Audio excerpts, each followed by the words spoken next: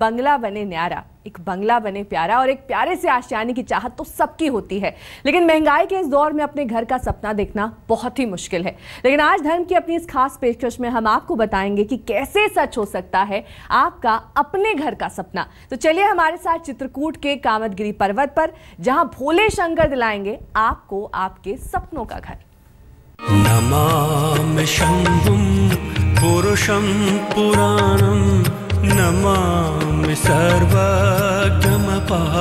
भावं, नमामि रुद्रं प्रभु। वो पुनीत नगरी जिसे भगवान राम की तपोभूमि होने का सौभाग्य प्राप्त है।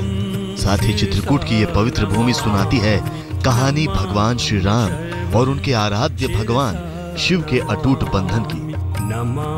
और इसी पवित्र भूमि पर बसा एक ऐसा स्थान जहां सपनों को मिलता है सच्चे होने का वरदान।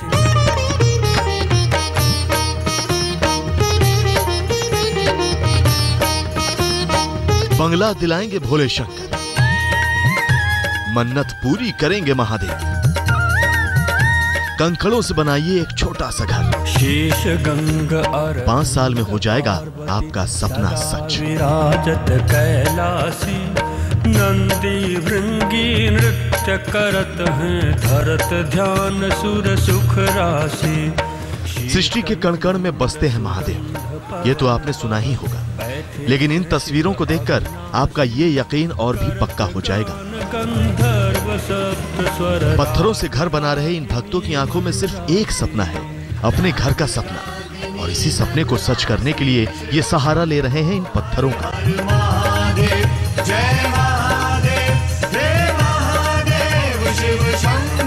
माना जाता है कि इन पत्थरों में साक्षात महादेव वास करते हैं, और जो कोई भक्त सच्ची श्रद्धा लिए इन पत्थरों से घरौंदा बनाता है, उसका अपना घर बनते देर नहीं लगती।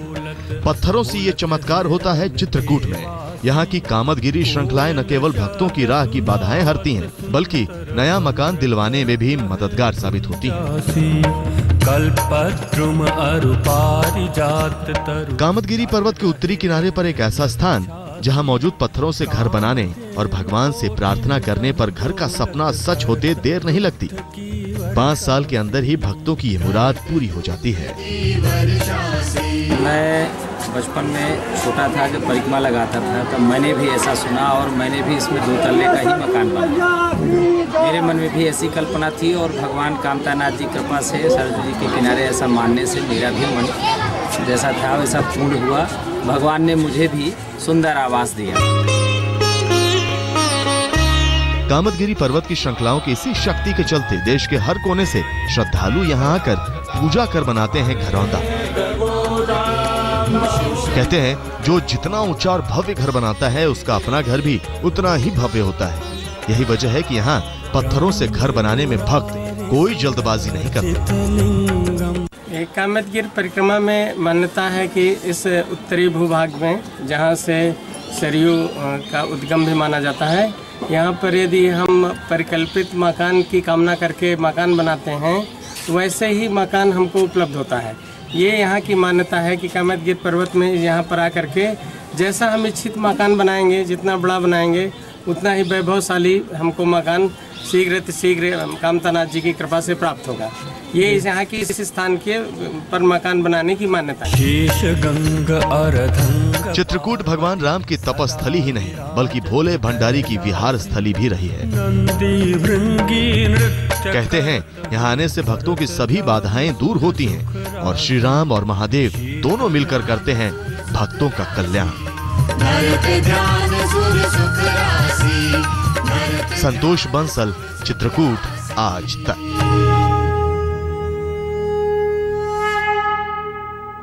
चित्रकूट के कामदगिरी पर्वत पर आकर अगर आपने भोले की पूजा अर्चना कर ली, तो समझिए कि आपको शिव शंकर के साथ मिलेगा भगवान श्री राम का भी आशीर्वाद। चित्रकूट में भगवान श्री राम ने अपने वनवास काल के 11.5 साल बिताए थे और उनकी मदद के लिए ही भगवान शिव ने पर्वत का रूप धरकर यहाँ वास किया था। क्या है इसके पीछे की पूरी कहानी, चलिए जानते हैं।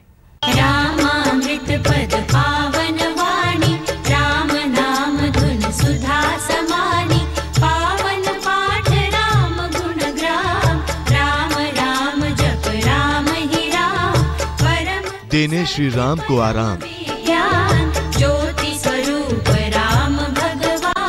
शिव बन गए पर्वतराज। शक्तिमान राम परम है राम। पत्थरों में करने लगे महादेव वास। वाणी नाम उच्चारण राम कहलाए श्री राम के भोलेनाथ।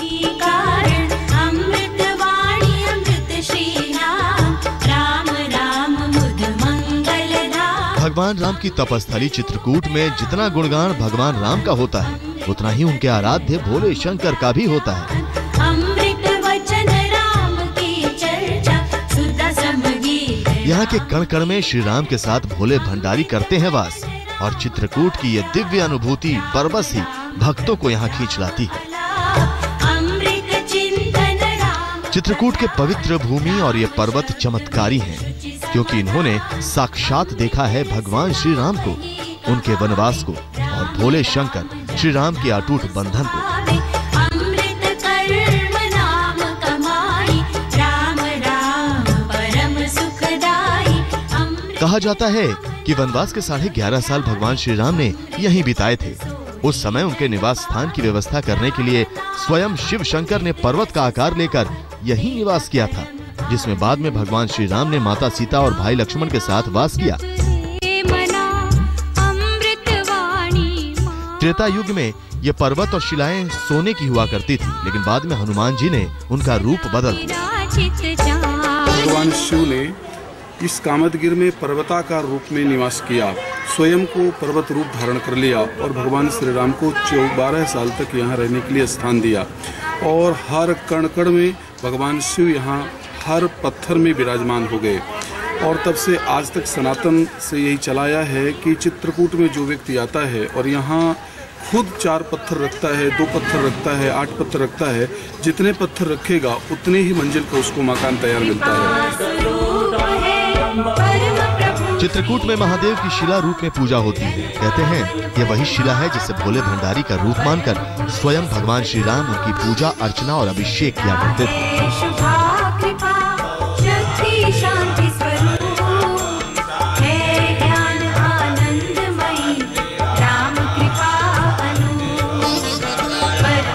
इस शिला का पूजन विधान रुद्राभिषेक जैसा ही है। सबसे पहले शिला को शुद्ध जल से स्नान कराया जाता है और फिर दूध, दही, घी, शक्कर और शहद का लेप लगाते हुए शुद्ध जल से स्नान कराया जाता है। इसके बाद गाय के दूध को गौमुखी में भरकर मंत्रों का जाप करते हुए महादेव का महाअभिषेक किया जाता है।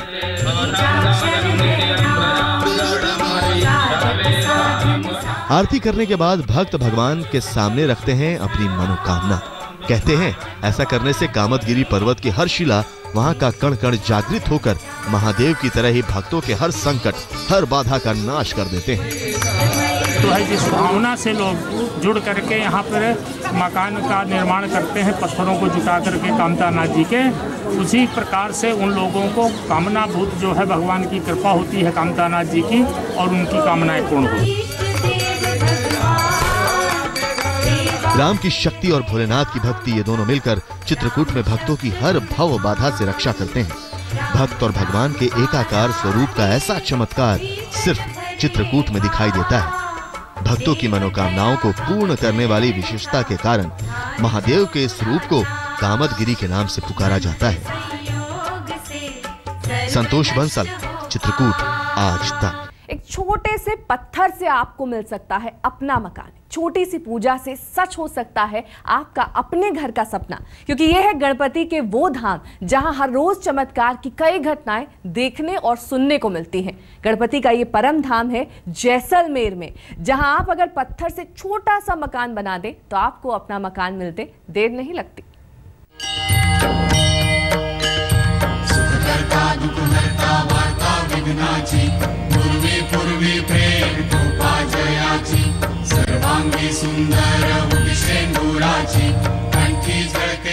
पत्थर से बनाई ये छोटा सा घर मिल जाएगा आपको अपना घर। चढ़ाइए लड्डू चूरमे का प्रसाद,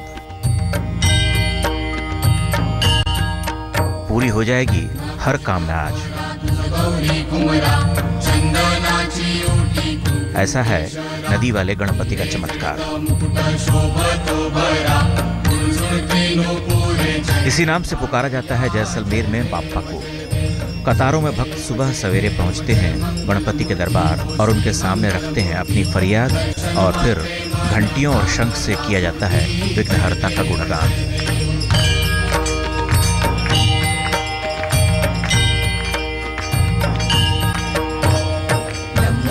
जैसलमेर में बाप्पा को नदी वाले गणपति के नाम से क्यों जाना जाता है, इसका जवाब इस मंदिर में ही छिपा है। ये मंदिर बना हुआ है नदी के बीचों बीच, जो फिलहाल सूखी हुई है, लेकिन बरसात के दिनों में मंदिर पानी में आधा डूब जाता है।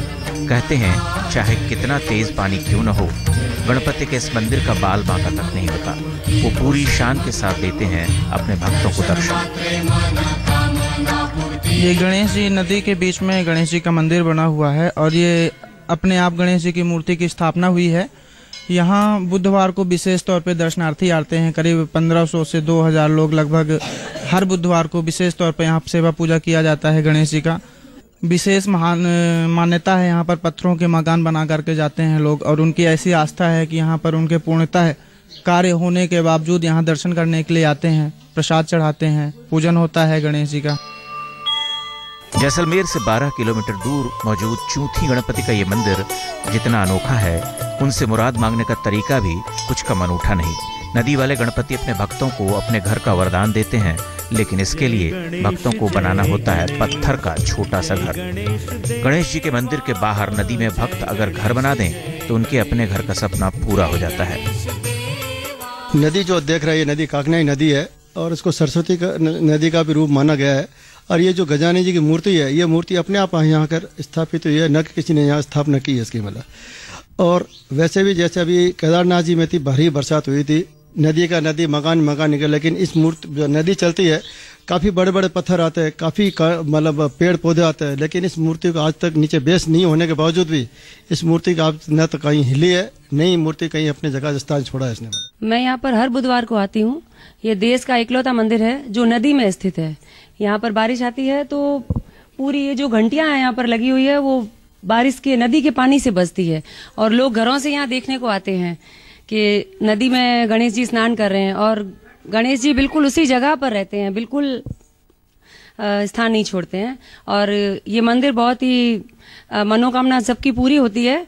हम यहाँ पर आते हैं कि हम अपना यहाँ मकान बना के जाते हैं। मैं पहले आई 2-3 बार 4 बार मैंने मकान बनाया, फिर मेरा रियल का मकान बन गया। हमारे शादी ब्याह वगैरह होते हैं तो हम पहले आकर गणेश जी को कार्ड देकर जाते हैं और गणेश जी हमारा काम पूरा करते हैं।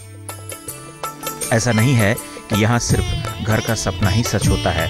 जिसे जो चाहिए हो वो यहाँ आकर बस एक बार फरियाद कर दे तो गणपति भर देते हैं उसकी झोली। भक्त अगर गुजिया, लड्डू और चूरमे का भोग लगाकर बापा की 5 परिक्रमा कर लें तो बस इतने भर से गणेश जी प्रसन्न हो जाते हैं और पूरी कर देते हैं मुराद। भगवान की ये प्रतिमा यहाँ बहकर आई थी। कहते हैं करीब 1500 साल पहले चूथी नदी में बाढ़ के साथ बाप्पा बहते हुए आए और खुद ब खुद यहीं स्थापित हो गए। लोगों ने बहुत कोशिश की मूर्ति को हिलाने की, लेकिन भगवान टस से मस नहीं हुए। आखिरकार भक्तों ने नदी में ही बाप्पा का मंदिर बना दिया और पूजने लगे विघ्नकर्ता को। वैसे तो किसी भी दिन दर्शन करने से गणपति का आशीर्वाद मिल जाता है, लेकिन बुधवार को बाप्पा की आराधना का विशेष महत्व है। हर बुधवार यहाँ मेला लगता है जिसमें सैकड़ों भक्त आते हैं और झोली भरकर खुशियां लेकर जाते हैं। विमल भाटिया, जैसलमेर, आज तक।